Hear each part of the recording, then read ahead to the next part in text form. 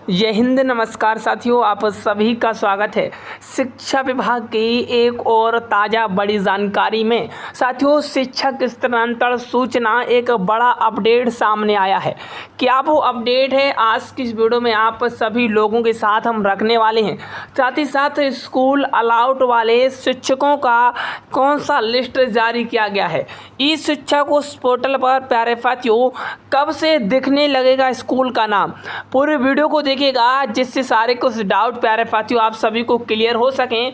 चलिए वीडियो को शुरू करते हैं बिना कुछ देरी के। साथियों, चैनल पर नए सब्सक्राइब करिएगा विभाग से हर कोई भी जानकारी पाने के लिए।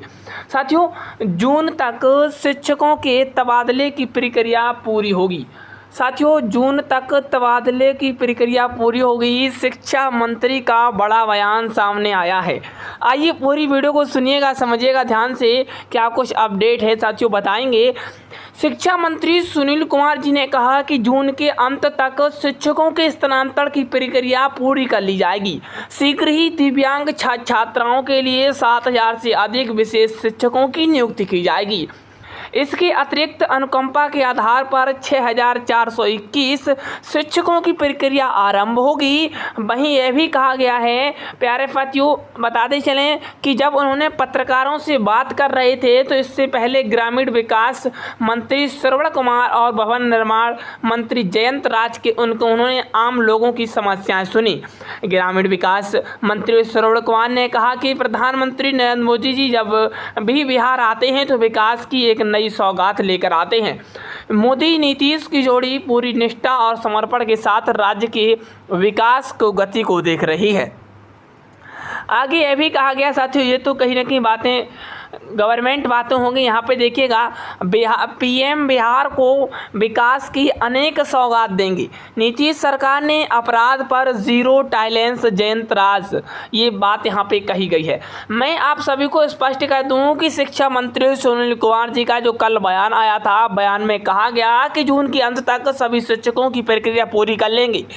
अब देखिएगा अगली जानकारी, क्योंकि मैंने आपसे कहा था हर बिंदु पर मैं प्रकाश डालने वाला हूं। गर्मी की छुट्टियां, मैं हर बिंदु पर आगे स्थानांतरण बात करूंगा। पहले आप देखिएगा, क्योंकि हर अपडेट आप सभी को बताना बहुत ज़रूरी है। आप हर अपडेट से अवगत होना चाहिए, क्योंकि आप बिहार के शिक्षक हैं, आपने ट्रांसफ़र के लिए आवेदन किया है। क्या शिक्षा विभाग में चल रहा है उसे जानना आपका कर्तव्य बन रहा है। साथियों, गर्मी की छुट्टियाँ में भी स्कूल आएंगे प्रधानाध्यापक, क्या शिक्षकों को भी आना पड़ेगा? साथियों जी हाँ, अगर ज़रूरत पड़ी तो शिक्षक भी आएंगे स्कूल। मैं बात अपने यहाँ प्यारे साथियों बता दें, इस न्यूज़पेपर के माध्यम से साथियों आप सभी को बताएंगे। इसमें साफ साफ शब्दों में कहा गया है, सरकारी स्कूलों में 2 से 21 जून तक गर्मी की छुट्टी रहेंगी। गर्मी की छुट्टी के दौरान स्कूलों में कक्षाएँ स्थगित रहेंगी और इस दौरान छात्र और शिक्षक स्कूल नहीं आएंगे। छात्र और शिक्षक स्कूल नहीं आएंगे, लेकिन प्रधानाध्यापकों को प्रतिदिन स्कूल आना होगा। प्रधानाध्यापक प्रतिदिन स्कूल अवधि में आकर सरकारी कार्य का निपटारा करेंगे। साथ ही साथ बताते चलें कि स्कूल जिला शिक्षा कार्यालय ने यह भी कहा है कि कभी कभी विभागीय स्तर पर स्कूलों के लिए महत्वपूर्ण आदेश जारी होता रहता है। इस वजह से स्कूल में प्रधानाध्यापक को आने के लिए निर्देश किया गया है।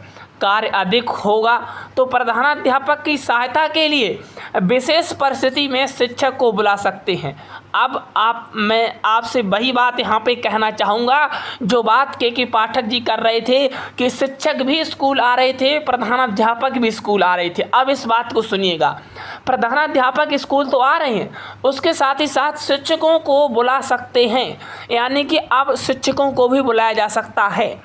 ये कब बुलाया जा सकता है? जब कहीं ना कहीं प्रधानाध्यापक चाहेंगे तो आपको भी बुला सकते हैं।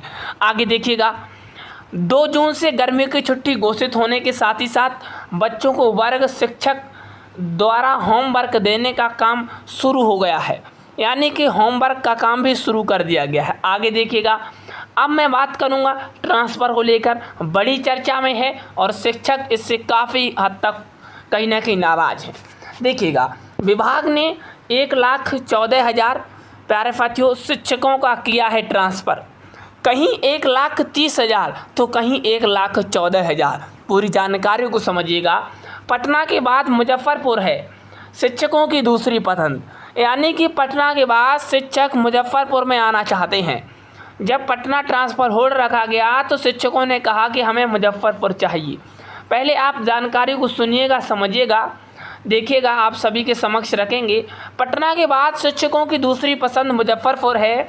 शिक्षा विभाग की ओर से विशेष परिस्थिति में स्थानांतरण के लिए शिक्षकों से आवेदन मांगा गया था। इसके आधार पर पिछले दिनों में 1,14,670 शिक्षकों को जिला आवंटन किया जा चुका है। इसमें अधिक 6,543 शिक्षकों को पटना जिला आवंटन किया गया है। वहीं दूसरे स्थान पर मुजफ्फरपुर, जहां 6,427 शिक्षकों का ट्रांसफ़र हुआ है। साथियों, बता दें कि अब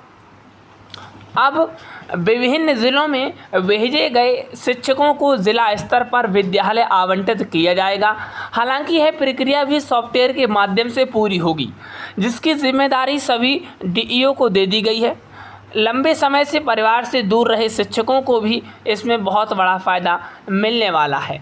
यानी कि प्यारे साथियों, आप सभी को बताते चलें कि जो लंबे समय से परिवार से दूर रहकर नौकरी करने वाले शिक्षकों को विभाग इस साल बड़ी सौगात देने जा रहा है। इसके स्थानीय निकाय के शिक्षक तहत नियोजित शिक्षकों के साथ साथ बीपीएससी से चयनित शिक्षकों को भी शामिल किया गया है। आगे बताते चलें कि अलग अलग कैटेगरी में शिक्षकों से ट्रांसफ़र के लिए आवेदन लिए गए। इसमें घर से दूर के साथ ही साथ बीमार और पति और पत्नी के दूसरे शहर में नौकरी करने का आधार बनाया गया। ये बात यहाँ पे कही जा रही है। खास बात तो यह है कि अधिकतर शिक्षकों ने घर से दूरी को आधार बताकर ही ट्रांसफ़र के लिए आवेदन किया। साथियों, सेवार में सबसे कम 274 शिक्षकों का ट्रांसफ़र हुआ है और शिक्षकों को स्कूल आवंटन करने के लिए शिक्षा विभाग की ओर से दिशा निर्देश जारी कर दिया गया है। एक पत्र जो शिक्षा विभाग की तरफ से जारी किया गया है, इस पर चर्चा करेंगे। साथ ही साथ देखिएगा क्या इस पत्र में खास है, वो भी आपको हम बताएंगे। देखिएगा साथियों, कहीं ना कहीं ग्रीष्म अवकाश के दौरान विद्यालय में पोषण वाटिका प्रबंधन के संबंध में ये पत्र जारी किया गया है। बता दें कि उपरोक्त विषय में आप अवगत हैं कि वर्तमान में मध्याह्न भोजन पोषण वाटिका निर्माण में प्रशंसाधीन यहाँ पे कहा गया है। आपको थोड़ा जूम करके दिखाते हैं जो बातें स्पष्ट कही गई हैं इस पत्र में। देखिएगा जरा इस पत्र को। साथ ही इसमें साफ साफ कह दिया गया है कि प्रथम चरण में लगभग 20,000 विद्यालय में पोषण वाटिका का निर्माण किया जा रहा है, जिसमें अधिकांश विद्यालय में पोषण वाटिका का निर्माण कराया जा चुका है। वर्तमान में विद्यालयों में ग्रीष्म अवकाश प्रारंभ होने वाला है। इस अवधि में विद्यालय बंद रहेंगी और इस कारण विद्यालय में निर्मित पोषण वाटिका देखरेख प्रबंधन अत्यधिक आवश्यकता होगी। इसके हेतु विद्यालय में आसपास रसोइयों को जो स्वच्छ रूप से तैयार हैं, उन्हें पोषण वाटिका प्रबंधन देखभाल सिंचाई नामक के लिए ग्रीष्म अवकाश में फसल नष्ट न हो सके, उक्त के लिए साग सब्जी उपयोग रसोइया के लिए आसपास के बच्चों द्वारा अपने घरों में उपयोग किया जा सकता है। अतः उपरोक्त के आलोक में निर्देश दिया जाता है कि आप अपने स्तर से क्षेत्राधीन सभी विद्यालयों के प्रधानाध्यापक पोषण वाटिका की देखरेख हेतु निर्गत कर सकते हैं। साथ ही साथ उक्त अनुपालन में यह सुनिश्चित कराया गया है। ये बात शिक्षा विभाग की ओर से कही गई है। साथियों, मैं मिलता हूँ फिर किसी नेक्स्ट टूर में। शिक्षा विभाग से जानकारी पाने के लिए चैनल पर नए सब्सक्राइब करिएगा। All the best, thank you.